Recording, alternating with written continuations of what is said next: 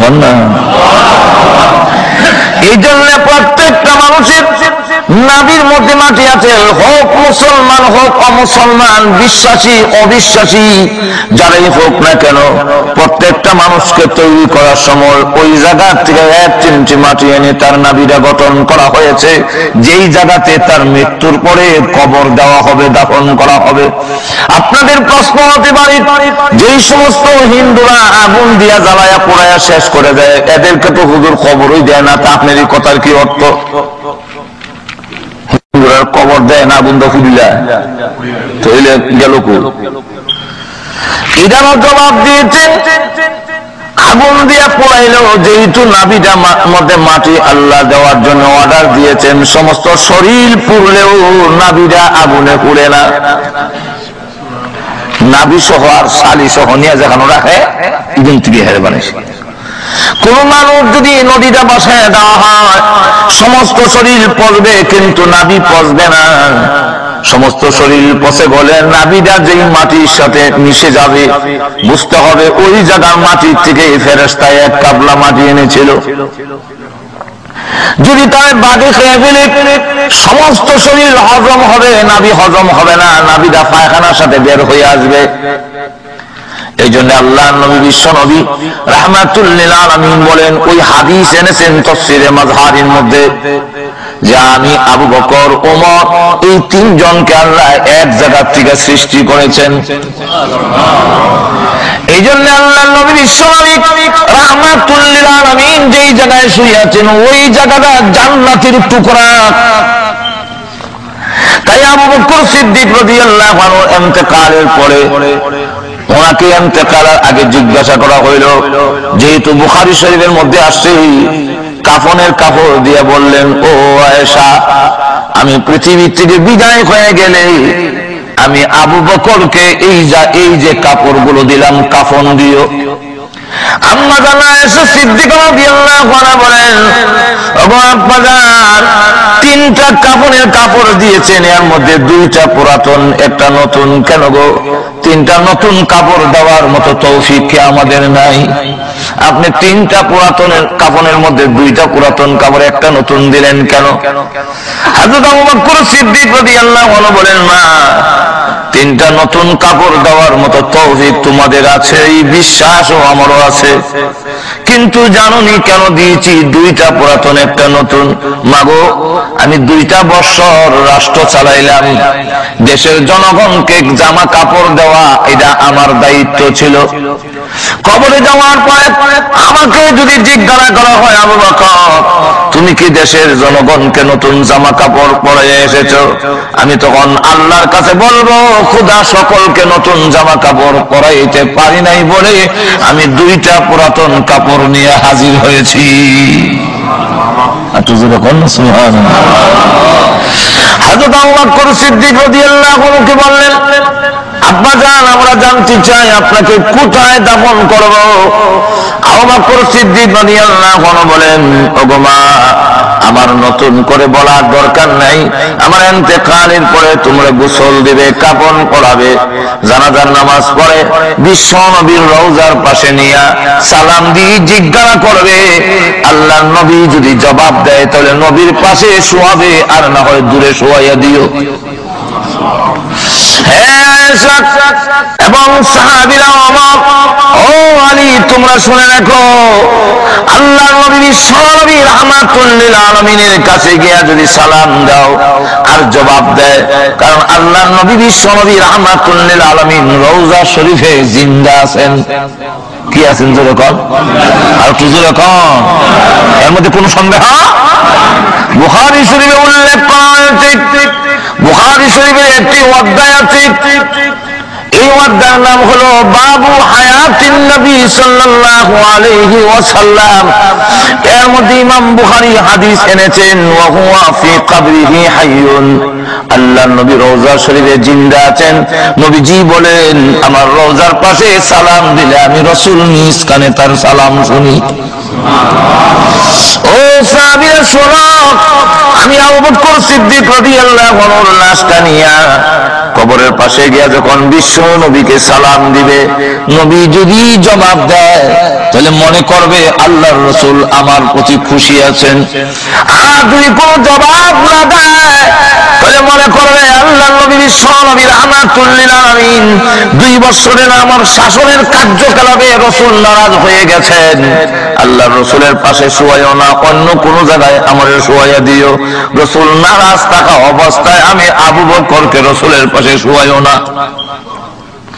হযরত ওমর এবং আলী রাদিয়াল্লাহু আনহু বলেন, আমরা জানাজার নামাজ পড়ে নবী রাসূলের রওজার পাশে যখন লাশটা নিয়ে ডাক দিলাম, সালাম দিলাম, আসসালাতু ওয়াসসালামু আলাইকা ইয়া রাসূলুল্লাহ ইয়া হাবিবাল্লাহ, ওগো আল্লাহর নবী, আপনার হিজরতের সাথী, আপনার দুনিয়াতে প্রধান সাথী, আপনার শ্রদ্ধেয় শ্বশুর আবু বকর সিদ্দিক রাদিয়াল্লাহু আনহুকে নিয়ে এসেছি, অনুমতি যদি দেন আপনার পাশে শোয়াবো, আর না হয় দূরে কোথাও নিয়ে দাফন করে ফেলবো। হযরত আবু বকর, ওমর এবং আলী রাদিয়াল্লাহু আনহু বলেন, এমনি আমরা কবর থেকে আওয়াজ আসতে শুনেছি, আদখিলুল হাবিবা ইলাল হাবিব। রে ওমর, ও আলী, আমার আবু বকর কই? আমাকে জিজ্ঞাসা করতে হবে না, আমার পাশে শোয়া দাও, আদখিলুল হাবিবা ইলাল হাবিব। তার হাবিবকে হাবিবের কাছে শোয়া দিবে, বন্ধুকে বন্ধুর কাছে শোয়া দিবে। এতদিন ছিল আবু বকর দুনিয়ার সাথী, হিজরতের সাথী, এখন থেকে হয়ে যাবে আমার রওজা শরীফের সাথী।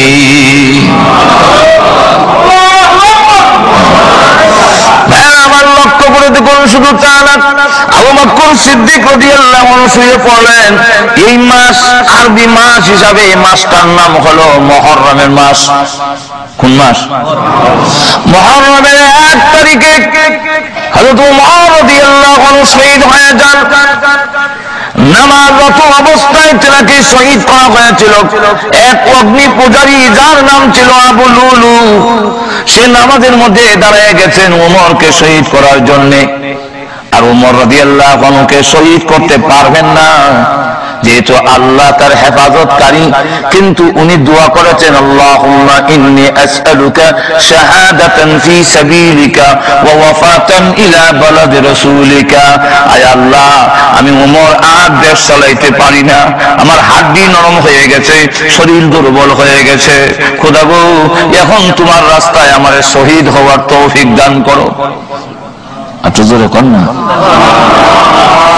আর আমার মরণ দিও, ওয়াফাতান ইলা বালাদি রাসূলিক, আমাকে রাসূলের শহরে মরণ দিও, অন্য কোন শহরে আমার মরণ দিও না। যদি অন্য শহরে মরণ হয় সেখানে দাফন করে ফেলবে। আমি চাই আমার মরণটা যেন মদিনা শরীফে হয়, আর আমার মওতটা যেন আল্লাহর রাস্তায় শাহাদাতের মরণ নসিব হয়। আল্লাহুম্মা ইন্নী আসআলুকা শাহাদাতান ফি সাবিলিক, আল্লাহ তোমার রাস্তায় শহীদ হওয়ার জন্য তুমি আমারে কবুল করে নাও। এইভাবে যখন দোয়া করলেন, মহান আল্লাহর দরবারে হযরত উমরের দোয়া কবুল হয়ে গেছে। একটু জোরে কর না। আর না হয় ওমর রাদিয়াল্লাহু আনহুকে শহীদ করার জন্য বহু ষড়যন্ত্র করেছে, কিন্তু ব্যর্থ হয়েছে। কি হয়েছে? ব্যর্থ হয়েছে। হইলে তেমনি 200 যখন আর একটু জোরে কর। তখন রোম এবং পারস্য দুইটা মহাশক্তি, এই 2 মহাশক্তি হয় এক বেডা উমর শুকনা রুটি খায়, আর পাঞ্জাবির মধ্যে 18টা তালি দিয়ে চলে। কিন্তু এই বেড়া না কোনো আধুনিক কোন যন্ত্রপাতিও আছে, তার দাহরে আমরা পেশাব পায়খানা চলে যাই। এই লোকটারে না মারতে পারলে আমরা শান্তি পেতাম না। মারতাম কেমনে? ষড়যন্ত্রের মাধ্যমে তাকে হত্যা করতাম। তারা রুদ্ধদ্বার বৈঠক করিয়া সিদ্ধান্ত নিয়েছে, রোম এবং পারস্য 2 দেশের অংশ, মানে বর্ডারের সাইডের 2টা শহরে মিলাইয়া একটা রাষ্ট্র বানানো হবে। আর ওই রাষ্ট্র তারে দেওয়া হইব, এই জায়গাটা তারে দেওয়া হইব যে উমরে মেরে দিবে। এই সিদ্ধান্ত নিয়ে তারা লোক তালাশ করতেছে। এক লোক বলল, আমি 1000 সৈন্যের মোকাবেলা করতাম পারি, আপনারা যদি কাগজ লেখকে আমার দলিল পত্র করে জায়গাটা দিলেন তাহলে এই দায়িত্ব আমি। তাকে তাকে কাগজ করে লিখিত করিত দেওয়া হয়েছে, উমরকে মারা দিতে পারলে এই জায়গার মালিক তারে বানানো। সে 3 মাস পর্যন্ত স্পেশাল ট্রেনিং দিছে। কেমনে? রাষ্ট্রপ্রধান রে মারণ লাগে, রাষ্ট্রপ্রধান মারণ আর আমারে মারণ এক সমান হোক, আমরা তো যে কোনো জায়গা চাইবো। আর রাষ্ট্রপ্রধানকে তো সব জায়গায় যথায় তথায় অরক্ষিত অবস্থায় হওয়া যাবে না। সুতরাং তিনি 3 মাস পর্যন্ত স্পেশাল ট্রেনিং দিছে রাষ্ট্রপ্রধানকে কেমনি মারণ লাগে। আর তরবারের মধ্যে বিষ মিশ্রিত হইয়া টুপি লাগাইছে, লম্বা দাড়ি লাগাইছে, লাগাইয়া ইসলাম পোশাক হইয়া মদিনার বর্ডার দিয়ে ঢুকছে। এখান থেকে বোঝা যায় যুগে যুগে ইসলামের ক্ষতি করার জন্য ইসলামের লেবাস পরে ওই ক্ষতি করে। আর কিছু এখন না, যেমন বিভিন্ন জায়গায় বোমা বুড়াইয়া দেওয়া, যথায় তথায় মানুষ মেনে নেওয়া, এটা তো ইসলামের শিক্ষা নয়। ঠিক নেই, কিন্তু অনেক সময় দেখা গেছে ইসলামের লেবাস লাগাইয়া মুসলমানের নাম ধরা এই কামগুলো করতেছে। এর দ্বারা মুসলমানের লাভ করতেছে না ক্ষতি করতেছে? সুতরাং ইসলাম মুসলমান কখনো এই প্রশিক্ষণ, এই ট্রেনিং, এই শিক্ষা দেয় না। তো লক্ষ্য করে দেখেন, ঢুকছে তার মুখের মধ্যে, জবানের মধ্যে জানি লা ইলাহা ইল্লাল্লাহ, লা ইলাহা ইল্লাল্লাহ। তো ঢুকে ওই এক মুসলমানের সাথে দেখা হয়েছে। তারা জিজ্ঞাসা করে, আপনাদের বাদশা যে, ওনার বাড়ি দোকানটা। তো ওই সাহাবী জিজ্ঞাসা করে, আপনি যে জিজ্ঞাসা করলেন বাদশাহ, আপনি কি মুসলমান নন? খুঁজি মুসলমান। তুই মুসলমান হইলে বাদশাহ জিগাইলা কেন? বলে ভাই আমি নতুন মুসলমান হয়েছি, সব শিখছি না। তো ওই সাহাবী কয় বাদশাহ হলো না, মুসলমানের বাদশাহ হয় না, মুসলমানের আমিরুল মুমিনিন হয়। আমরা বাদশাহ হলো আল্লাহ, সার্বভৌমত্বের মালিক, পৃথিবীর মালিককে। আরো যদি আওয়াজ দিয়ে বলে, আমাদের একজন খলিফাতুল মুসলিমিন হয়, আমিরুল মুমিনিন হয়, কিন্তু বাদশাহ হয়। ও ভাই আমি তো নতুন মুসলমান হয়েছি, তো হয়েছি না। আচ্ছা যাও, সাল্লাম। আচ্ছা উনার রাজপ্রাসাদ কোনটা? আবার দিব রাজপ্রাসাদ। ও ভাই আমি তো আগে কিছু নতুন মুসলমান হয়েছি, তা এখনো সকল শব্দ লিখছি না। মুসলমান যিনি রাষ্ট্রপ্রধান হন, তিনি আর দেশের নাগরিকের টাকা, খাওয়া, লেবাস, পোশাকের মধ্যে কোনো বেশ কম থাকে না। দেখতে দেখতে সুবহানাল্লাহ বলছেন না? মুসলমানের যিনি রাষ্ট্রপ্রধান হবে, তার খাওয়া দাওয়া, লেবাস, গাড়ি বাড়ি সবগুলো সাধারণ নাগরিক মানে মধ্যবর্তী নাগরিক, আর তার মধ্যে কোনো বেশ কম নাই। ওনার রাজপ্রাসাদ নাই, বাংলা একটা গড় আছে। কয়টা? উনি যে বিচার আচার করে এই এজলাসটা, সিংহাসন রকম এখন খবর হইতেছে কোনানো হামলা করত। উনি কয় ওনার তো এইরকম শাহী কোনো এজলাস নাই, মসজিদের মিম্বর দেখা যায়, ওই মিম্বর হইল ওনার এজলাস। সুবহানাল্লাহ বলবেন না? আচ্ছা আমি এখন ওনার একটু সাক্ষাৎ করতাম, আসলাম।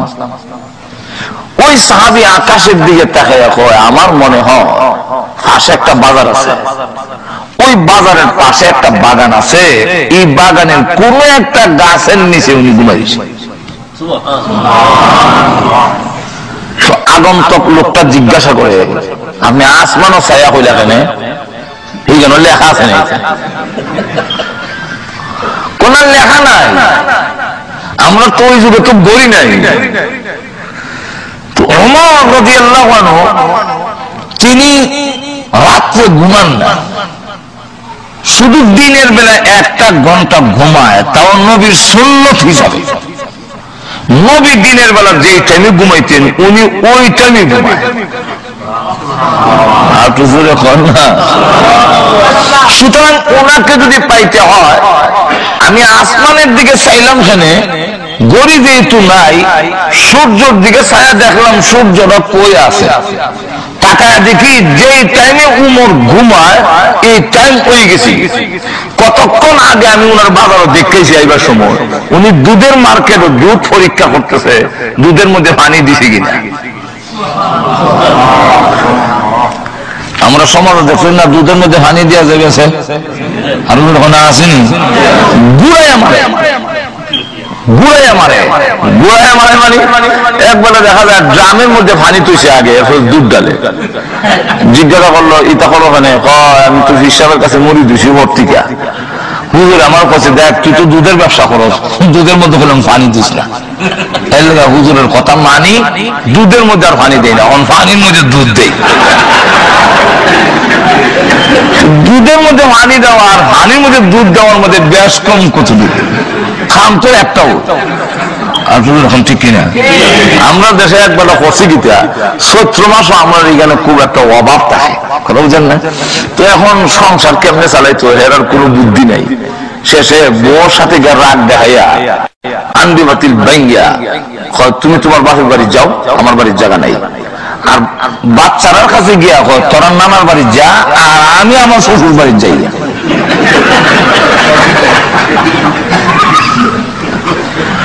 শুনতে শোনা গেছে তিন রকম বড় রকম তোমার বাবার বাড়ি যাও বাচ্চারা রকম তারা নানার বাড়ি যা আমি আমার শ্বশুর বাড়ি যাই বাড়ি তিনটা হয়েছে কিন্তু আসলে তো জায়গায় একটাও যেরকম ঠিক কিনা নামে যদিও তিনটা খামে একটাও তো দুধের মধ্যে পানি দেওয়ান আর পানির মধ্যে দুধ দেওয়ান নাম দুইটা খাম বুড়াই আমার তো উমর রাদিয়াল্লাহু আনহু নিজে পরীক্ষা করতেছেন আমার মনে হয় এই টাইমের ভিতরে উনি বাড়িতে যাওয়ার টাইম হবে না উনি কোন একটা গাছের নিচে ঘুমাই গেছে তখন আগন্তুক লোকটা হয় আমিরুল মুমিনিন যার আঙ্গুলের ইশারায় অর্ধেক পৃথিবী পরিচালিত হয় যার দাহরে তাম পৃথিবী কাঁপে আর সে গাছের নিচে বলে ঘুমাই রয়েছে কি আশ্চর্য কথা আচ্ছা যাই দেখি গিয়ে ঠিকই গিয়া দেখে গাছের নিচে মরুভূমির বালুর মধ্যে ওনার বালিশ হইল হাত আর বাহ হইয়া ঘুমাই দিছে গাছের ফাঁকে ফাঁকে যে সূর্যের আলো লাগে এতে গাইনা পানির হুদাম বালু পড়তেছে কিন্তু উনি ঘুমাইতেছে এই অবস্থা দেখা হয় এমন অরক্ষিত অবস্থায় উমর ফিরে রইল কোন সিকিউরিটি গার্ড নাই উমর ওনার নাম তখন দূর থেকে দাঁড়ায় উমর বুঝতে পেরেছি আমাদের দেশের রাষ্ট্রপ্রধানের সিকিউরিটি লাগে কেন তারা জনগণের অধিকার দিতে পারে নাই এই জন্য জনগণ দিয়ে তার বিশ্বাস নাই তুমি দেশের জনগণের অধিকার দিয়েছ এই জন্য সিকিউরিটি গার্ডের কোন প্রয়োজন নাই গোটা দেশবাসী তোমার সিকিউরিটি গার্ড হয়ে গেছে যাই হোক মানলে আমি তো রাষ্ট্রপ্রধান দরকার এবারের নাম আটকালে তো আমি জায়গার মালিক হইতাম না মানলে হঠাৎ করে তাকায় দেখে উমরের পায়ের কাছে একটা বাঘ বসা লেজ দিয়া মশা মাছে দৌড়ায় এই দৃশ্য দেখতে হয় সুবহানাল্লাহ এদিকে আর একটু আগ গিয়ে উমরকে দেখার সাথে সাথে তার অন্তরের মধ্যে এমন ভূমিকম্প আরম্ভ হয়েছে খাবার বসে আল্লাহ উমরের মধ্যে এমন একটি প্রভাব দিয়েছিল যে কোন সাহসী লোক উমর দেখলে হ্যাঁ না কাটতে পারত না এমনকি ওই যুগে আমরা বাংলাদেশে বাচ্চারা না ঘুমাইলে মা ডর দেখায় ঘুমাও ঘুমাও ওই যে পাগল আইতাছে ঘুমাও ঘুমাও নিকা আইতাছে আর কতটা হয় ঘুমারে ঘুমারে ওই যুগে বলতো ঘুমাবি না উমরে ডাক দিন বাচ্চারা চোখ বন্ধ হইতো ঘুমাই গেছি ডাক দিয়েন না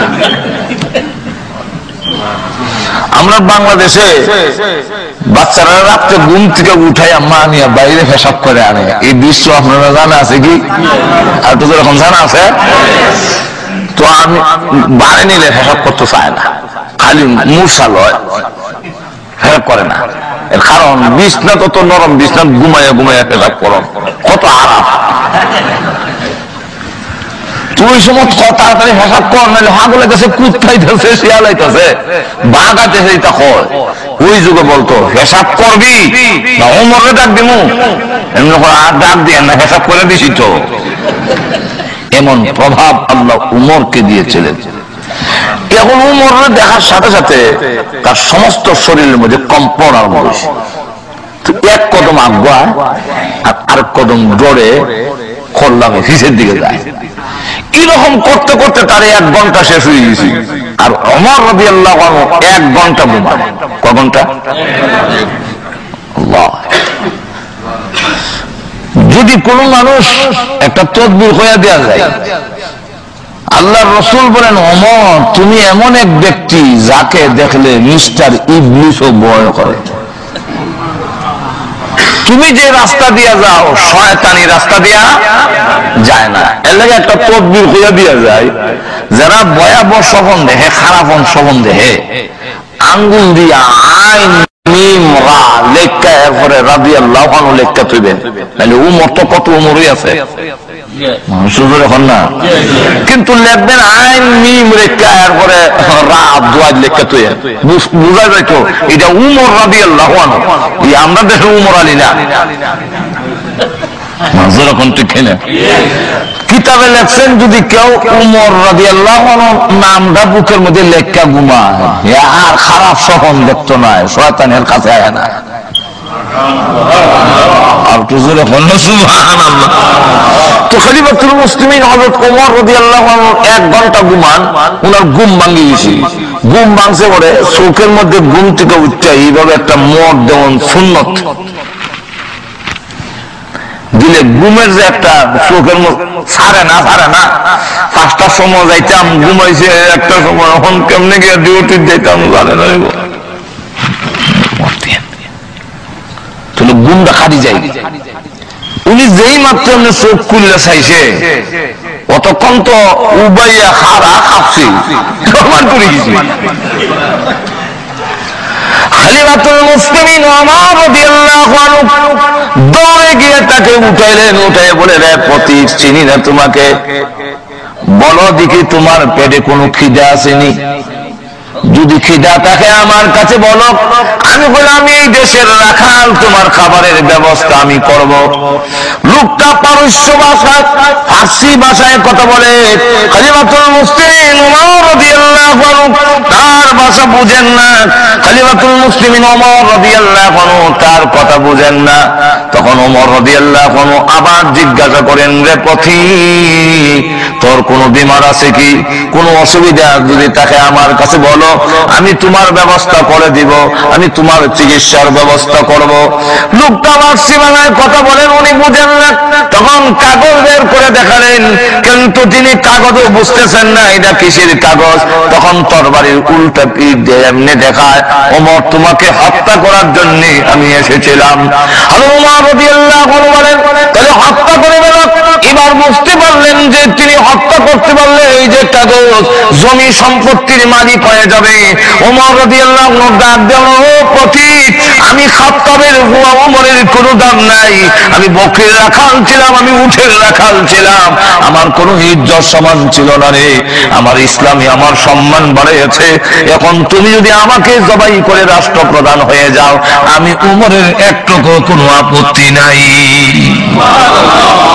আমি মনে করলাম যে আমি উমরের কারণে একটা লোক কিছু উপকৃত হয়েছে, আমার তো কোনো দাম নাই, কাঁদিলাম। ওই লোকটা আর স্মরণ দিয়েন না, আমার কালমা হরাইয়া দেন, আমি মুসলমান হইতাম চাই। তখন কালমা করে মুসলমান হইল। মুসলমান হওয়ার পরে তাকে জিজ্ঞাসা করা হইলো, অত বড় লোক তুই ছেড়ে দিলে এখানে, ইসলাম ধর্ম গ্রহণ করলে কেন? বুঝলাম না।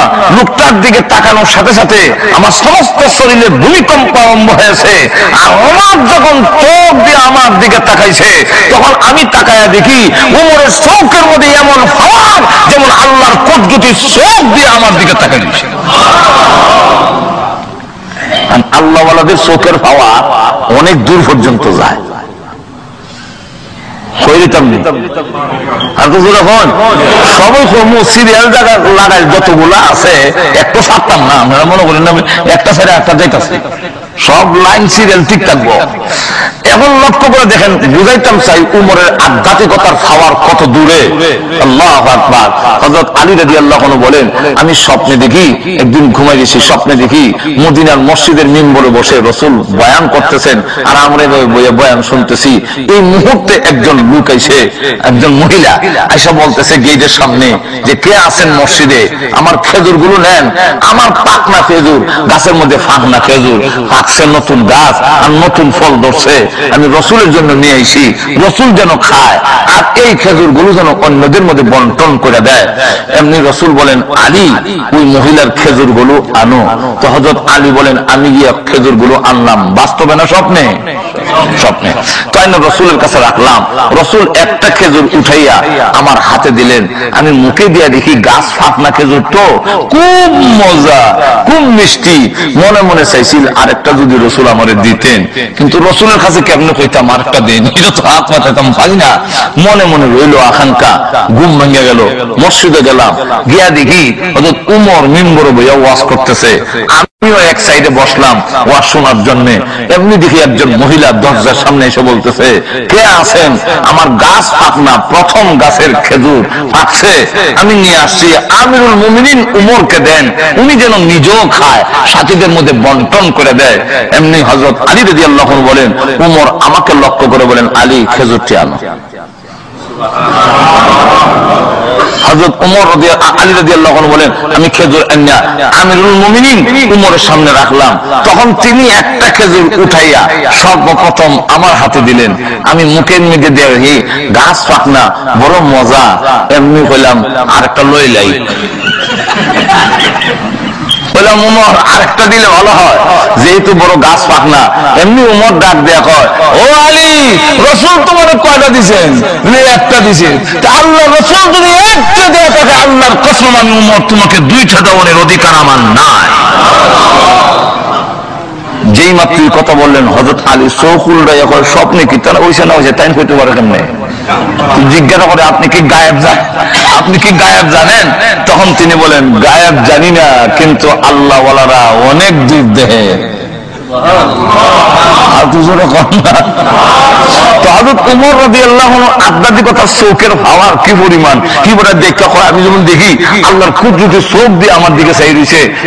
মুসলমান হয়ে গেছে, এখন ডাক দেয়া হয় আমাদের সিকিউরিটি গার্ড হিসেবে রাখেন, যেহেতু আমি 1000 সৈন্যের মোকাবেলা করতে পারি, যেহেতু আমি স্পেশাল ট্রেনিং দিয়েছি, আমাকে আপনার সাথে রাখুন, আমি ওয়াদা দিলাম আপনার সিকিউরিটি গার্ড হয়ে থাকবো। হযরত উমর বলেন, সিকিউরিটি গার্ডের কোনো প্রয়োজন নাই, আমার আল্লাহ কোরআনে বলছেন, তোমরা যদি আমাকে রব মেনে ইস্তেকামতের সাথে থাকতে পারো, আল্লাহ রাব্বুল আলামিন ফেরেশতা দিয়া তার বান্দার সিকিউরিটির ব্যবস্থা করে। হযরত ওমর রাদিয়াল্লাহু আনহু আল্লাহর কাছে যখন দোয়া করে নিয়েছে, আল্লাহুম্মা ইন্নী আসআলুকা শাহাদাতান ফি সাবিলিক ওয়া ওয়াফাতান ইলা বালাদি রাসূলিক, এই দোয়া যখন করছেন আল্লাহ দোয়া কবুল করে ফেলছেন। আর এর কারণেই ওই অগ্নি পূজারী আবু লুলু সাথে লাইনও দাঁড় করাইছে, মুসল্লির সাথে লাইনও দাঁড়িয়ে গেছে। হযরত ওমর রাদিয়াল্লাহু আনহু তিনি নামাজ আরম্ভ করলেন, ইমাম তিনি, কিন্তু দেখা গেল পিছন দিক থেকে তার খঞ্জর দিয়া, তার একটা বর্ষা দিয়ে এমন দূরে পিছন থেকে আঘাত করছে, যে আঘাতের সামনে দিয়ে ছিদ্র হইয়া নারী বুড়ি সহ সামনে বের হয়ে গেছে। হযরত ওমর রাদিয়াল্লাহু আনহু নামাজের মধ্যে এক হাত দিয়া চাপ দিয়া ধরলেন, নামাজের বিছনায় পড়ে গেলেন। পিছনে দাঁড়ানো ছিলেন আব্দুর রহমান ইবনে আউফ রাদিয়াল্লাহু আনহু, ওনাকে টান দিয়া ইমামতির জায়গা টান দিয়ে এনে হাত দিয়ে ইশারা দিলেন, নামাজ চালাইয়া যাও। আটু জোরে কন্যা খলিফাতুল মুসলিমিন ওমর রাদিয়াল্লাহু আনহু মৃত্যুর সঙ্গে পাঞ্জা লড়তেছেন। যেই নামাজের মুসল্লায় দাঁড়াইয়া বিশ্ব নবী রাহমাতুল লিল আলামিন নামাজ পড়িয়েছেন, যেই বিছনায় দাঁড়াইয়া হযরত আবু বকর সিদ্দিক রাদিয়াল্লাহু আনহু নামাজ পড়িয়েছেন, সেই নামাজের মুসল্লা উমরের রক্তের দ্বারা লাল হয়ে গেছে। সাহাবীরা কেমন সাহাবী, হযরত ওমর রাদিয়াল্লাহু আনহু পড়ে আছেন, গড়াগড়ি করতেছেন, কিন্তু সাহাবীরা নামাজ ছাড়ে না, নামাজ পড়া আরম্ভ করেছেন।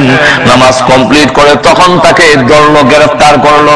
হযরত ওমর রাদিয়াল্লাহু আনহু মদিনার সবচেয়ে বড় ডাক্তার, এসে তখন ওষুধ দিলেন, কিন্তু ওষুধের ডোজ মুখে দিলে ওই ছিদ্র দিয়া বের হয়ে যায়। তখন তিনি বললেন, আমাকে চিকিৎসার আর দরকার নেই, আমার সময় শেষ হয়ে যাচ্ছে। হযরত আব্দুল্লাহ ইবনে ওমর রাদিয়াল্লাহু আনহুর ছেলে, যার নাম আব্দুল্লাহ, তাকে পাঠাইলেন আম্মাজান আয়েশা। তিনি হলেন গোটা উম্মতের মা, তিনি আম্মা জান, তিনি আমার মা। যাও গিয়ে বলো, আমার জীবনের আকাঙ্ক্ষা, আমার জীবনের সবচেয়ে বড় চাওয়া এবং পাওয়া, আল্লাহর নবীর কাছে একটি কবরের জায়গা বাকি আছে, ওই জায়গাটা যেন আমি ওমরকে দান করে দেন। আম্মা জান আয়েশা সিদ্দিকা রাদিয়াল্লাহু আনহার কাছে যখন আসলো, আব্দুল্লাহ ইবনে ওমর রাদিয়াল্লাহু আনহু বলেন, ওগো আম্মা জান, শুনুন, আমার আব্বার শেষ আকাঙ্ক্ষা, মাসিক থেকে মাগরিব পর্যন্ত আলোড়ন সৃষ্টি হয়ে গেছে উমর আহত হওয়ায়, কিন্তু এখন দেখা যায় আমার আব্বা বিদায় হয়ে যাবেন, ওসিয়ত করেছেন ওই জায়গাটা যদি আল্লাহর নবীর পাশে দিতেন, যে এই জায়গাটা খালি আছে, শুধু একটা কবর দেওয়া যাবে, এতটুকু জায়গা খালি আছে, এছাড়া আর কোনো খালি জায়গা নাই। জায়গার মালিক হলেন আয়েশা সিদ্দিকা রাদিয়াল্লাহু আনহা। তিনি বলেন, আব্দুল্লাহ ওমর, তামাম পৃথিবী যদি একদিকে রাখা হয় আর ওই কবরের জায়গাটা যদি একদিকে রাখা হয়, তামাম পৃথিবীর চাইতে ওই কবরের জায়গাটার দাম বেশি। আমি আয়েশার আকাঙ্ক্ষা, ওই জায়গায় আমি শুইব, কিন্তু আমি কাউকে দিব না। আমি যদি তামাম পৃথিবীর মালিক হইতাম আর তোমার আব্বা দরখাস্ত করতেন, তামাম পৃথিবী দিতে পারি, কিন্তু ওই জায়গা দিতে পারি না, যেহেতু আমি আয়েশার আকাঙ্ক্ষা, বিশ্ব নবীর পাশে আমি আয়েশা চিরদিনের জন্য শহীদ হব। এই জায়গায় আমি শুনবো, এই জায়গায় আমার আকাঙ্ক্ষা। হযরত আব্দুল্লাহ ইবনে ওমর রাদিয়াল্লাহু আনহু ব্যর্থ হয়ে রওনা হয়ে গেলেন। কিছুক্ষণ যেতে না যেতেই তিনি সংবাদ পাঠাইলেন, গিয়া বললেন, যাও গিয়া ও আব্দুল্লাহ ইবনে ওমরকে আসার জন্য। তিনি আবার আসলেন, আসার পরে বলেন, চোখের পানি ছেড়ে দিয়ে তিনি কাঁদতেছেন আর বলেন, আব্দুল্লাহ ইবনে ওমর, আমি তোমার আব্বার জন্য ওই জায়গাটা ওয়াকফ করে দিলাম, দিয়ে দিলাম, যাও নিয়ে যাও। আর তিনি জোরে জোরে কাঁদতেছেন। আব্দুল্লাহ ইবনে ওমর রাদিয়াল্লাহু আনহু বলেন, ইয়া আম্মা জান, প্রথমে আপনি নিষেধ করে দিলেন, এখন আবার দিয়ে দিলেন, কাঁদতেছেন, কারণটা কি? নিষেধ করার পরে একটা কথা আমার স্মরণ হয়ে গেল, কিয়ামতের কঠিন ময়দানে বিশ্বনবী রাহমাতুল লিল আলামিন যদি বলেন, আয়েশা গো, তুমি না উম্মত জননী, উম্মতের মা, ওমর তোমারই সন্তান, সন্তান হয়ে একটি জায়গার জন্য আবদার করেছিল, তুমি একটু জায়গা দিতে পারলে না, তুমি কিসের মা হলে? কিয়ামতের মাঠে বিশ্বনবীর সামনে আমি কি জবাব দেব? এই কারণে আমার সবচেয়ে মহব্বতের জায়গা উমরের জন্য আমি দান করে দিলাম। হযরত ওমর রাদিয়াল্লাহু আনহু তিনি প্রথমে পাঠাইয়া আবার পিছনে দৌড়ে লোক পাঠাইলেন, আব্দুল্লাহ ইবনে ওমর কে গিয়ে বলো জায়গা লাগবে না, উনি যেন প্রস্তাব না দেয়। কেন? বলে আমার একটা কথা ইয়াদ হইছে। কি কথা? বলে আমি এখনো রাষ্ট্রপ্রধান, আমি এখনো আমিরুল মুমিনিন, প্রাণ যাওয়ার আগ পর্যন্ত তো আমি ক্ষমতায় এখনো আমার আছে। এখন ক্ষমতা থাকা অবস্থায় আরেকজনের জায়গা যে আমি প্রস্তাব দিলাম, এটা তো আমার রাষ্ট্রীয় ক্ষমতার অপব্যবহার হইতে পারে। আমার ক্ষমতার বলে জায়গা দখল করেছি, কিয়ামতের মাঠে যদি আমি আসামির কাঠগড়া হয়ে যাই, সুতরাং আমার ছেলেকে গিয়ে বলো জায়গার প্রস্তাব দিতে হবে না, ফিরে আসার জন্য। কিন্তু প্রস্তাব নিয়ে যেতে যেতে আব্দুল্লাহ ইবনে ওমর রাদিয়াল্লাহু আনহু বলেন যে, আম্মা জান আয়েশা সিদ্দিকা ওনার জায়গা আপনার জন্য ওয়াকফ করে দিয়ে ফেলেছে। আল্লাহর নবীর পাশে হযরত ওমর রাদিয়াল্লাহু আনহু শোয়ার সুযোগ হয়ে গেল। এই তিনজন হাদিস কেমন বাস্তবায়িত হয়, আল্লাহ রাসূলের হাদিসের কথা কত সত্য, যে এখনো আল্লাহ রাসূলের পাশে আবু বকর সিদ্দিক রাদিয়াল্লাহু আনহু আসেননি, উমর আসেননি, কিন্তু যার গড়ের মালিক যিনি আয়েশা সিদ্দিকা রাদিয়াল্লাহু আনহা, উনি কিন্তু শোয়ার সুযোগ হইছে না। ঠিক না? তাহলে এখন আসুন আল্লাহ রাব্বুল আলামিন বলেন কাইফা তাকফুরুনা বিল্লাহি ওয়া কুনতুম আমওয়াতান ফাআহইয়াকুম। ও পৃথিবীর মানুষ, তোমরা একটু বিবেচনা করো, একটু চিন্তা করো, একটু তোমার যে সাধারণ জ্ঞান আছে সেই জ্ঞান দিয়ে একটু চিন্তা করো, সেই সত্তার সাথে, সেই আল্লাহর সাথে তুমি কিভাবে নাফরমানি করো, তার কথা অমান্য করো কেমনে? তোমার বডির অস্তিত্ব ছিল না, আল্লাহ রাব্বুল আলামিন একটু নাপাক পানির থেকে এই সুন্দর অবয়ব আকৃতি তৈরি করে তোমার নাভিদের মধ্যে একটু মাটির সংমিশ্রণ করে এরপরে সুন্দর অবয়ব, সুন্দর আকৃতি দিলেন। এই বডিটা আমার সুন্দর আকৃতি কে দিছেন? এই যে এত সুন্দর, এখানে কি আমাদের কোনো হাত আছে, কোনো ক্ষমতা আছে? আমরা কি যারা নাকি 22 আঙ্গুল, এটাতে কি 20 আঙ্গুল কইরা আনবার মতো কোনো ক্ষমতা আছে? এই দেশেও, এই আপনাদের এই আমেরিকা এবং ইংল্যান্ডে, হ্যাঁ ব্রিটেনের মধ্যেও অনেক সন্তান, আপনার ডিজেবল অনেক সন্তান প্রতিবন্ধী, এরা যে আসে, এটা কি সরকারের ক্ষমতা আছে যে এটা সোজা করার মতো ক্ষমতা কি সরকারের আছে? যখন আছে, আল্লাহ রাব্বুল আলামিন বলেন আমি যেমনি ইচ্ছা এমনি বানাইছি, এখানে কারো কোনো হাত। আল্লাহ নিজে বলেন হুয়াল্লাযী ইউসাউইরুকুম ফিল আরহামি কাইফা ইয়াশা। আল্লাহ বলেন আমার যেমন ইচ্ছা ইমনভাবে তোমাদের বানিয়েছি, এখানে কারো কোনো হাত নাই। সুন্দর অবয়ব হইল, সুন্দর আকৃতি হইল, চোখ হইল, নাক হইল, কান হইল, সবকিছু সুন্দর গঠন প্রকৃতি হওয়ার পরে মার্কেটের ভিতরে হয়েছে এখন 4 মাস পর্যন্ত এটা মরা। এখন এই অবস্থায় যদি প্রাণ না দিয়া, রূহ না দিয়া আল্লাহ যদি আমাকে দুনিয়াতে পাঠিয়ে দিতেন, আমার এই বডি কি কোনো দাম ছিল? আর তো জোরে কম, এমন বডি সন্তান কি দুনিয়াতে আয় না? আর জোরে কোন আসে না? মরা বাচ্চা হয় না? হাত আছে, হাও আছে, কান আছে, নাক আছে, চোখ আছে, কল্লা আছে, ঠ্যাং আছে, সব আছে, কোনো দোষ নাই, সব অঙ্গ প্রত্যঙ্গ আছে, নাই খালি শুধু জান। এমন সন্তান কি দুনিয়াতে আইসে না? তো আইলে বলে অন্যর কথা বাদ দিলাম, মা বাবা যেই মা এত কষ্ট করলেন, 10 মাস পর্যন্ত 9 মাস পর্যন্ত গর্ভধারণ করলেন, এত কষ্ট করলেন, কিন্তু এই বাচ্চাটা কি মা এই কথা কয় যে আমার বাচ্চা অর্ধ মরা, এটা ফ্রিজের মধ্যে রেখে দাও? বাবা এই কথা কয়নি যে দাও ফ্রিজের মধ্যে রেখে দাও, মাঝে মাঝে বছরে একবার সুমাদি মনে, হুঙ্গা সুমাদি মনে, একটু মায়াপুর মনে, এই কথা কইয়া কি কোনো সন্তানকে মা বাবা ফ্রিজের মধ্যে রাখে মরা বাচ্চা? আসলে কন কেউ রাখে না, কোনো দাম নাই। এই পৃথিবীতে রোজ যদি দুনিয়াতে আসতাম তাহলে আমার মার কাছেও আমার কোনো দাম নাই, আমার বাবার কাছে কোনো দাম নাই, ফেরত দিলায় আবার মাটির তলে নিয়ে রেখা দেয়, নাই এই সন্তানের দরকার নাই। আল্লাহ রাব্বুল আলামিন বলেন ও পৃথিবীর নারী পুরুষ, ও পৃথিবীর মানব গোষ্ঠী, একটু বিবেচনা করো, তোমার জিন্দেগি যদি না থাকে তোমার কি দাম ছিল? সুন্দর বডি দিয়ে যদি পৃথিবীতে পাঠাইয়া দিতাম, তোমার মা তোমাকে গ্রহণ করতো না, আব্বা তোমাকে গ্রহণ করতো না। আমি আল্লাহ এত সুন্দর বডি তৈরি করে তার ভিতরে রূহ দিলাম, আত্মা দিলাম, প্রাণ দিলাম, জীবন দিলাম। যেই আল্লাহ তোমাকে জীবন দিল, এই আল্লাহর জীবন পাইয়া পৃথিবীতে এসে মহান আল্লাহকে তুমি কেমনে ভুলে গেলে? আমরা আল্লাহকে বলে গিয়েছি যে আল্লাহ রাব্বুল আলামিন আমাকে মাথা থেকে পা পর্যন্ত সুন্দর বডি দিয়ে, সুন্দর অবয়ব দিয়ে এর ভিতরে একটি জীবন দিলেন। জীবন নিয়ে পৃথিবীতে আসার পরে আল্লাহ আশ্চর্য শব্দ ব্যবহার করে বলেন কাইফা তাকফুরুনা বিল্লাহি ওয়া কুনতুম আমওয়াতান। এটা আল্লাহ রাব্বুল আলামিন তাজ্জুব শব্দ ব্যবহার করেছেন। কাইফা তাকফুরুনা, কিভাবে, কেমনে? যেমন আমরা ওই বেলা তুই তো আমেরিকা আসলে না রে, আমার হুয়া বানাইয়া তোরে আনছিলাম, আমার হুয়া বানাইয়া বলে আমেরিকা আইলাম, আর আইয়া ওহন তুই আমার চিনো চিনা মানুষ না, আমার এটা কেমনে রে, এটা কেমনে এটা কেমনে করলে রে, ঠিক না? এটা যদি আপনি কইতারেন তাহলে আল্লাহ রাব্বুল আলামিন বলেন কাইফা তাকফুরুনা বিল্লাহি ওয়া কুনতুম আমওয়াতান।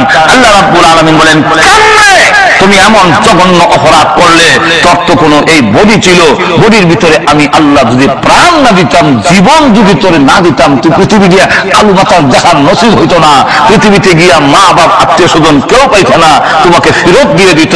আমি আল্লাহ তোমার ভিতরে রূহ দিলাম, আত্মা দিলাম, জীবন দিলাম, লাইফ দিলাম। জোরে কন্টিনিউ ঠিক না?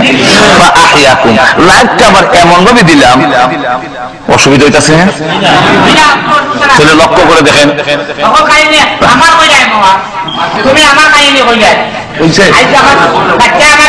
তুমি কিছু দিলে না মাশাআল্লাহ।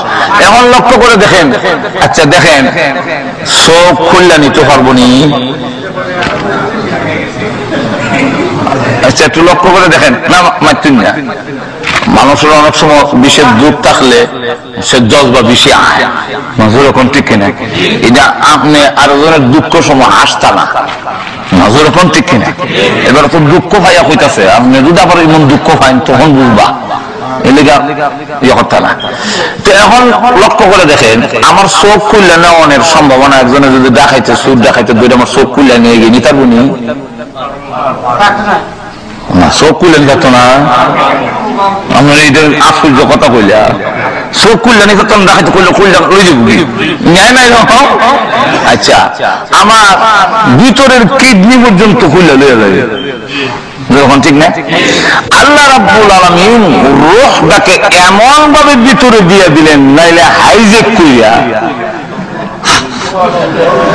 আমেরিকার পক্ষ থেকে রূহ হাইজেক করাইয়া মানুষে মারাইয়া রূহ আইনা বড় বড় লিডাররা হেরার একটা রূহ সাথে আরেকটা ফ্রিজ আইনা জমা করে রেখে দিব, ইডার মিয়া শেষ হলে এই গাইনা লাগাই দিব, এই কইরা 1000 বছর বাঁচবো আর মরতো না। আমার আল্লাহ, আমার মহান আল্লাহ রাব্বুল আলামিন এমন ভাবে রূহটাকে ফিট করে দিলেন ভিতরে ভিতরে, জীবনটাকে আমার দেহের ভিতরে মাথার থেকে নিয়ে পায়ের আঙ্গুল পর্যন্ত এমন কোন জায়গা নাই যেই জায়গার ভিতরে আল্লাহর রূহ দেয় নাই। রূহ আমার চুলের গুড়িতে আছে, রূহ আঙ্গুলের মাথাতে আছে, আমার পায়ের মধ্যে রূহ আছে। এই জন্য রূহ আছে বলে আঙ্গুল লড়ে, রূহ আছে বলেন ফাঁকি মারি, রূহ আছে বলে জিহ্বা নড়ে, সব জায়গায় রূহ। আল্লাহ বলেন এমন জায়গায় তোমার রূহটাকে আমি দেহের মধ্যে ফিট করে দিলাম, পৃথিবীর কেউ কিয়ামতের আগে আইলে আমার কাছে এইতো, কিন্তু পৃথিবীর কেউ তোমার রূহ নিতে পারবে না। আমরা রূহ আজরাইলে অতীতে অনেক মানুষের নিছেনি, আমরা নিবনি তো তো বোঝা যায় নেওয়ানের মতো একটা কিছু আসেনি। আজরাইলে যখন কান্দা ছিটা রুল হয়ে যায়, কিন্তু তো রুল ইচ্ছেটা আছে, আজরাইলে নিতে পারে কিন্তু মুসে নিতে পারবে না, ওবামা নিতে পারবে না, বাংলাদেশের প্রেসিডেন্ট নিতে পারবে না, ভারতের প্রেসিডেন্ট নিতে পারবে না, আবার ইংল্যান্ডের ব্রাউন তিনি নিতে পারবেন না, পৃথিবীর কেউ নিতে পারবে না। আল্লাহ বলেন আমি দিছি, আমি যেদিন আনবো এদিন কেউ ধরে রাখতে পারবে না, কিন্তু আমি রূহ দিছি, পৃথিবীর কেউ হাইজেক করে ছিনতাই করে নিতে পারবে না। এখন ঠিক না? ঠিক না? রূহ নিতে পারে না। তাহলে এখন চিন্তা করেন মাথার থেকে পা পর্যন্ত আল্লাহ বলেন এমন জায়গায় তোর রূহটা এমন ভাবে দিলাম, দুইটা জায়গার সাথে আবার সম্পর্ক রূহের বেশি। কয় জায়গা? কিন্তু মাথার থেকে পা পর্যন্ত সকল জায়গায় রূহ বুঝেননি, মাথার থেকে পা পর্যন্ত সব জায়গায় রূহ আছে, কিন্তু দুই জায়গার মধ্যে সম্পর্ক বেশি। কোন দুই জায়গায়? একটা হলো মাথা আর একটা হলো বাম স্তনের এখানে এই জায়গাটা, এই দুইটা জায়গার মধ্যে রূহের সম্পর্ক বেশি। এই কারণে এই দুই জায়গায় আঘাত করলে মানুষ মারা যায়। বুঝাইতে পারছিনি? হাত কাটলেও মানুষ মরে না, পাও খাদি লাইলে মানুষ মরে না, চোখ খুলে নিছে কি মানুষ মরে না, জিব্বা খাদি লাইছে মানুষ মরে না, কিন্তু একটা ছুরি দিয়ে সেন্টার মতো এখানে যদি হাল মারে, দুই জায়গার সাথে রূহ সম্পর্ক বেশি। আল্লাহ বলেন রুহটা কেন দিলাম? রুহটার জীবনটা এমন ভাবে দিলাম, কোন নাস্তিক যদি বলে, যারা আল্লাহর অস্তিত্ব বিশ্বাস করে না, তোমরা যদি এই কথা বুঝায় যে রুহ আল্লাহ নাই, তাহলে তাদেরকে জবাব দিবে তুমি কিভাবে? তাদেরকে দাঁত ভাঙ্গা জবাব দেওয়ার জন্য তোমার দেহের ভিতরে আমি আল্লাহ রুহ দিলাম, মাথার থেকে পা পর্যন্ত সব জায়গায় রুহ আছে, কিন্তু আজ পর্যন্ত বিজ্ঞানের চরম উন্নতির যুগে রুহ কোথায় আছে কেউ উদ্ঘাটন করতে পারেনি। আল্লাহ বলেন আসমান থেকে জমিন পর্যন্ত প্রত্যেকটা মাখলুকের ভিতরে আমি মহান আল্লাহ আছি। মাথার থেকে পা পর্যন্ত রুহ যেমন আছে, আসমান থেকে জমিন পর্যন্ত সব মাখলুকের ভিতরে আসেননি। এখন রুহ যেমন আছে দেখানি জানা, যদি কেউ কয় বলে আল্লাহ বলেন রুহ যেমন দুই জায়গার সম্পর্ক বেশি, মাথা আর কলবে, আমি আল্লাহ সব জায়গায় আছি, কিন্তু দুই জায়গায় আমার সম্পর্ক বেশি, একটার নাম আরশ আর একটার নাম কুরসি। কোন সম্পর্ক বেশি? আরশ আর কুরসি। এখন আসো, কেউ যদি বলে যে আল্লাহ নাই, তাহলে দেখি না কেন, তাহলে তার জবাব দিবেন কেমনে? কুরআন হাদিস কতখান শিখবেন গিয়া? তার জবাব দেওয়ার জন্য আল্লাহ বলেন দৃষ্টান্ত দিলাম রূহ বুঝে দিলে। এক লোক কয়, এক টিচার স্কুলে পড়াইতেছে আল্লাহ নাই, মোল্লার কথা তোরা বিশ্বাস করিস, যদি আল্লাহ থাকতো তাহলে দেখি না কেন, ধরতে পাই না কেন, সইতে পাই না কেন, কোন জ্ঞানও পাই না, সুতরাং যে জিনিস দেখা যায় না এই জিনিস তোমরা বিশ্বাস করো না। তো ক্লাসের মধ্যে আবার কিছু ছেলেরা থাকে একটু পণ্ডিত, ইগনের মধ্যে এক মুসলমানের মৌলভী সাহেবের বাচ্চাও আছে, হ্যাঁ সর্বনাশ, এখন সারে যে আমরা রিমান নষ্ট করিল, আপনি জিন্দা না মুর্দা? আমি তো মনে করছিলাম তুই ক্লাসের মধ্যে ফার্স্ট, মানে প্রথম ছাত্র, খুব ফার্স্ট ক্লাস, বুঝলেন, ভালো মেধাবী ছাত্র। তোর কথা দিয়ে এখন বোঝা গেল বাতার গোবর ছাড়ার কিছু নাই। কেন স্যার? বলে আমারও তো হলে আমার রুহ আসেনি, রুহ না থাকলে আমি কেমনি মাটি দে হস না মাটি যে? বলে স্যার রুহ আছে, আপনি বিশ্বাস করেন? বলে বিশ্বাস করি। বলে আপনি দেখছেন? বলে না আমিও দেখছি না। তাহলে আমরাও দেখছি না, আপনিও দেখছেন না, একটু রুহটা বাইর করে টেবিলে রাখেন, এরপরে দেখে আপনারা বিশ্বাস করবেন।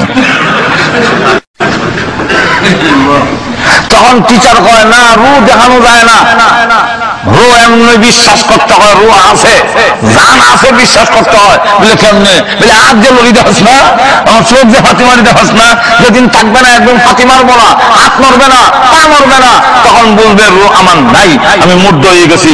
তাহলে এত বড় আকাশ, এই পৃথিবী, বিশ্ব ব্রহ্মাণ্ড, চন্দ্র সূর্য দৈনিক চক্কর লাগাইতেছে, সবগুলো পরিচালিত হতেছে, এতগুলো দেখে কি আপনি আল্লাহ আছে বিশ্বাস করতে পারেন না?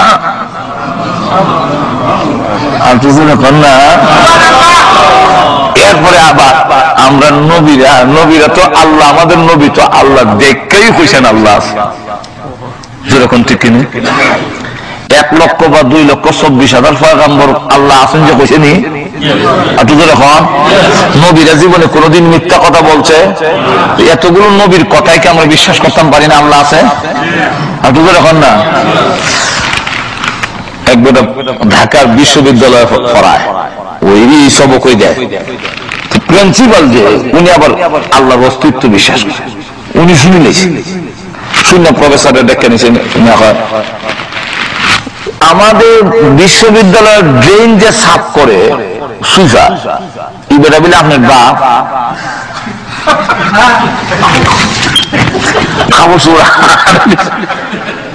এত বড় স্পর্ধা আপনার প্রিন্সিপাল, এই জন্য মুখ দিয়ে জালবে তা বলবে না ভাই, আমি তো জানি না। আমি কইলাম এবার আপনার বাপ নেই, আবার দেখুন কিটা, এবার আমার বাপ হইব করছি, আপনার বাপ কেনা? তখন কইছে অমুক আমার বাপ। তো অমুক যদি আপনার বাপ হয়ে থাকে, অমুকের মাধ্যমে আপনি দুনিয়াতে আইসেন না অন্যের মাধ্যমে আইসেন, আপনি কি দেখছিলেন? না, আপনি কেমনে বুঝলেন উনি যে আপনার বাপ? বিপদ তুটে পারে না, আমার মা কইছে। কে কইছে? আরো ধরে কন, উনি আমার বাপ। এই কথাটা আমরা যে বাপ বলি, এটা তো আমার মা কইছে, ঠিক কেন উনি আমার বাপ? ধরে কন ঠিক কিনা?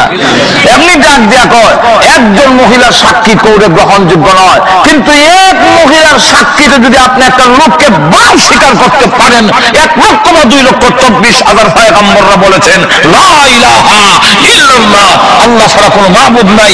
এতগুলো নবীদের সাক্ষীর পরও আপনি কি আল্লাহকে মেনে নিতে পারেন না? যেরকম ঠিক না, ঠিক না? লক্ষ্য করে দেখেন, আল্লাহ রাব্বুল আলামিন বলেন আমাকে বুঝার জন্য তোমার ভিতরে একটা রূহ দিলাম। যেরকম কি দিলাম? রহ। রহ যাকে জীবন, লাইফ বলে। আল্লাহ নিজে বলছেন কাইফা তাকফুরুনা বিল্লাহি ওয়া কুনতুম আমওয়াতান ফাআহইয়াকুম।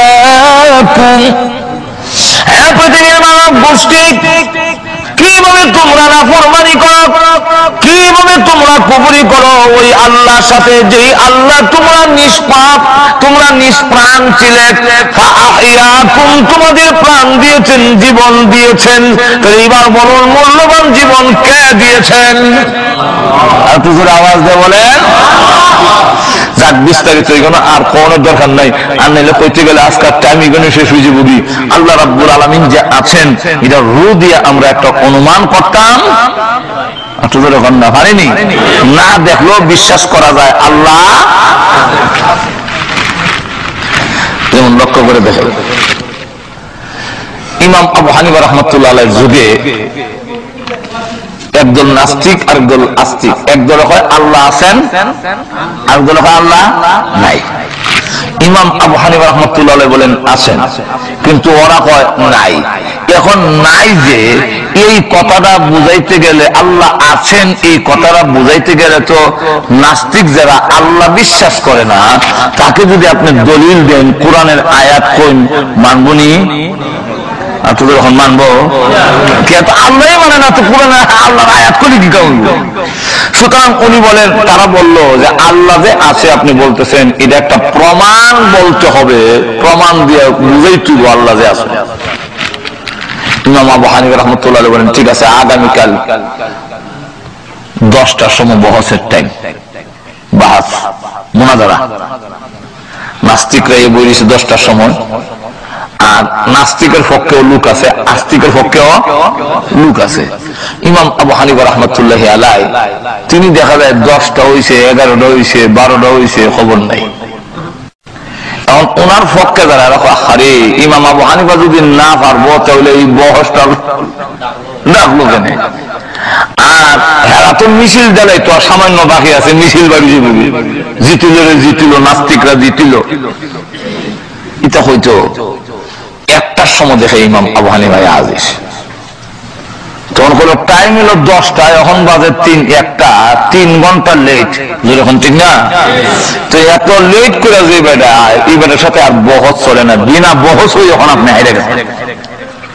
উনি বলেন আমার আসতে কেন দেরি হইল, এটা যদি আমি উপযুক্ত কারণ থাকে তাহলে আপনারা মানবেন না।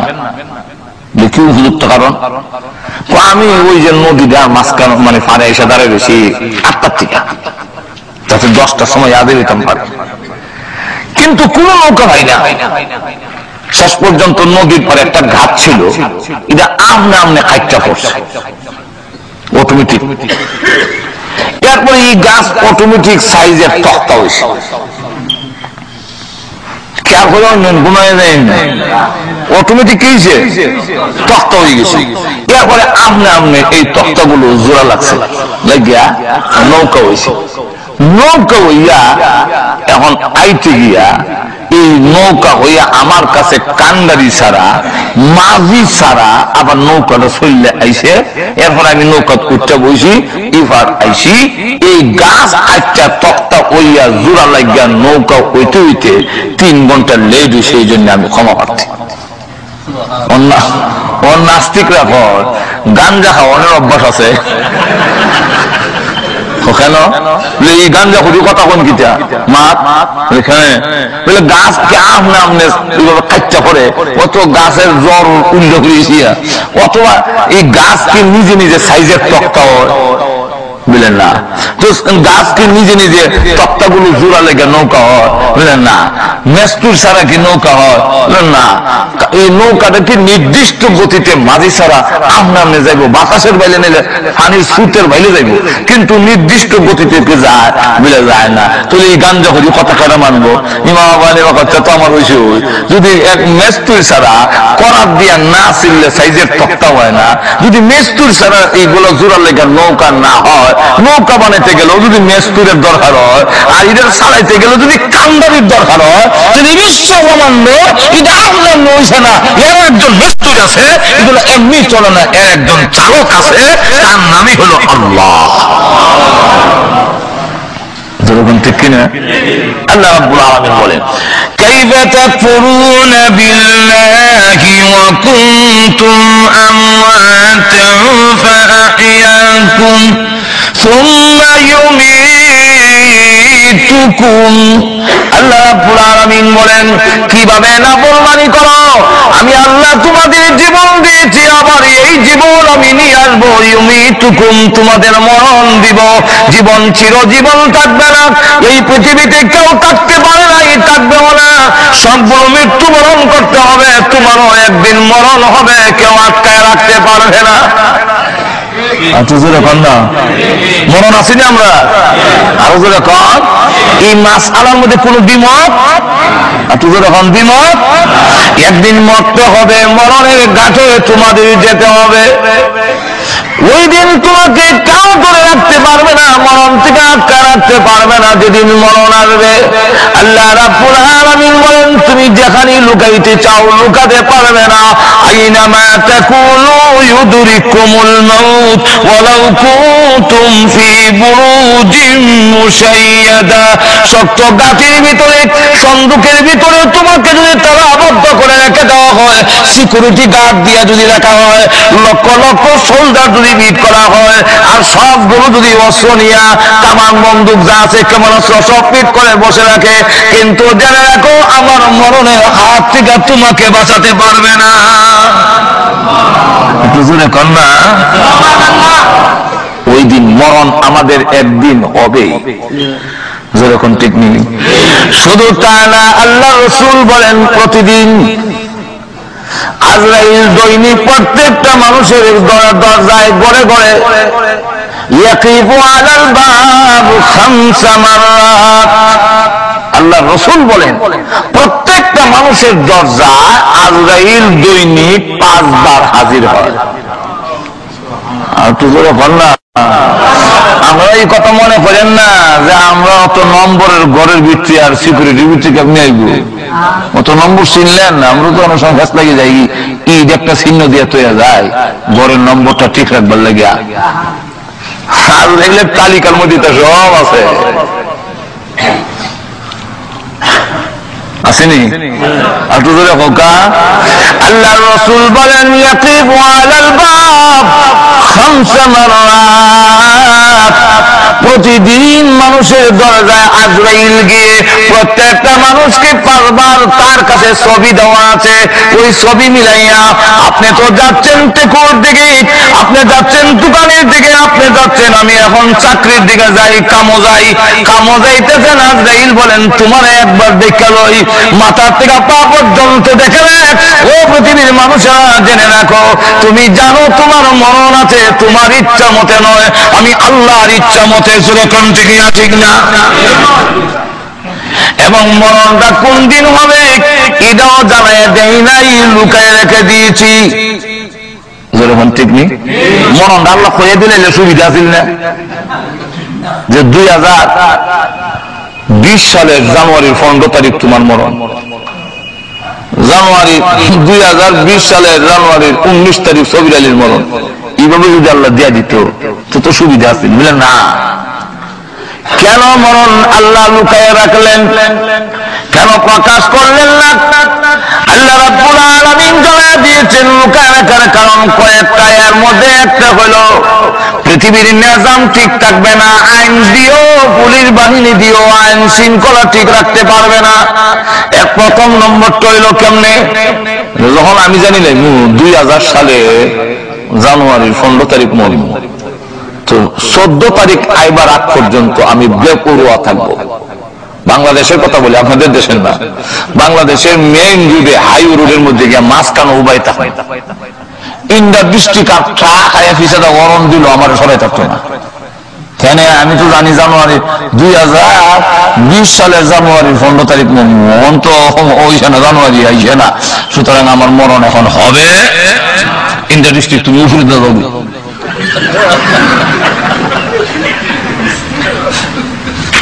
আর এমনি মানুষ মরণ যেহেতু জানা নাই, বাংলাদেশে গেলে একটা সিএনজি যদি হিসেবে মরণ দেয়, ফাল দিয়ে নিচে বলে